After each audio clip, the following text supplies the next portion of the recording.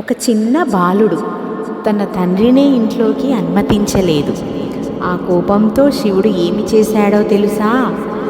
ఎలా ఒక సాధారణ బాలుడు ప్రపంచమంతా పూజించే గణేశుడయ్యాడు. ఈరోజు మనం వినబోయే కథ ప్రతి ఇంట్లో వినాల్సిన అద్భుత గణేశుడి కథ. ఒకరోజు దేవి పార్వతి స్నానం చేయడానికి సిద్ధమవుతోంది. తన శరీరానికి రాసుకున్న పసుపుతో ఒక చిన్న బాలుణ్ణి తయారు చేసి ప్రాణం పోస్తుంది. ఆ బాలుడే గణేశుడు. అమ్మ పార్వతి ఇలా చెబుతుంది, నేను బయటకు వచ్చే వరకు ఎవ్వరినీ లోపలికి అనుమతించవద్దు. అంతలో పరమశివుడు శివ అక్కడికి వస్తాడు. కానీ గణేశుడు అడ్డుకుంటాడు. శివుడు కోపంతో నేను ఎవరో తెలుసా అని అడుగుతాడు. కానీ గణేశుడు అమ్మ ఆజ్ఞే నాకు ముఖ్యం అంటాడు. ఇద్దరి మధ్య ఘోర యుద్ధం అనేది జరుగుతోంది.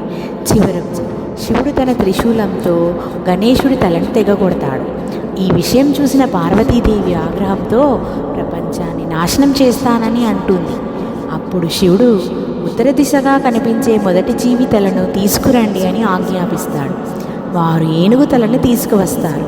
అదే తలను గణేశుడికి అమర్చి తిరిగి ప్రాణం పోస్తారు.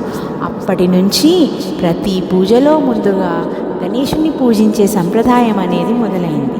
ఈ కథ ద్వారా మీకు తెలియజేయింది ఏమనగా, తల్లిదండ్రుల మాట వినడం ఎంత గొప్పదో ఈ కథ చెప్తోంది. గణేశుడు తన దంతాన్ని ఎందుకు విరిచాడు?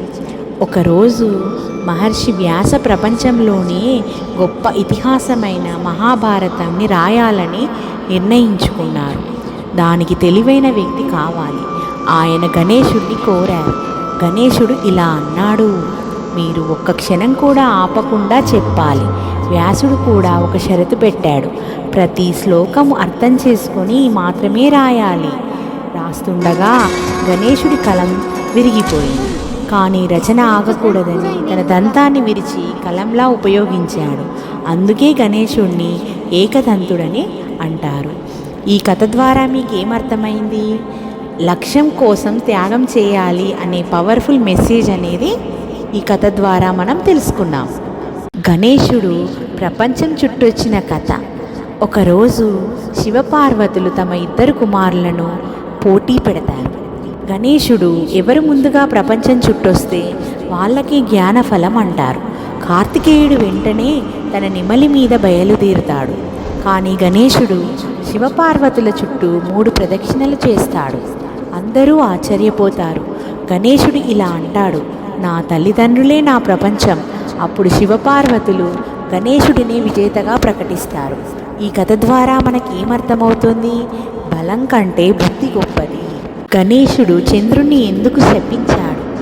ఒకరోజు గణేశుడు ఎంతో మోదకాలు తిని తన ఎలుకపై వెళ్తుంటాడు. అప్పుడే ఎలుక పాము చూసి భయపడుతుంది. గణేశుడు కింది పడిపోతాడు. ఈ దృశ్యం చూసిన చంద్రుడు నవ్వుతాడు. అప్పుడు గణేశుడు కోపంతో, ఈరోజు నిన్ను చూసిన వారికి అపవాదులు వస్తాయి అని శపిస్తాడు. అదే కారణంగా వినాయక చవితి రోజు చంద్రుణ్ణి చూడకూడదని చెప్తాడు.